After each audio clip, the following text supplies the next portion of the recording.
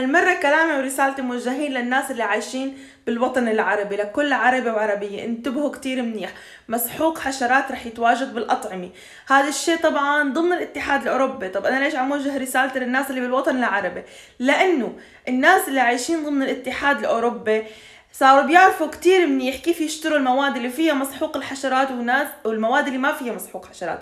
بس مثل ما كلياتنا بنعرف انه التجار العرب كتير في عندهم ظلم وضمير، فلما الشركات الأوروبية رح تلاقي رفض من المجتمع اللي عايش هون وما حيشتروا البضاعة تبعتها، رح يصدروها للوطن العربي مثل العادي. والتجار العرب ما رح يقولوا لكم وما رح يوضحوا لكم انه البضاعة اللي جاي من اوروبا فيها مسحوق حشرات.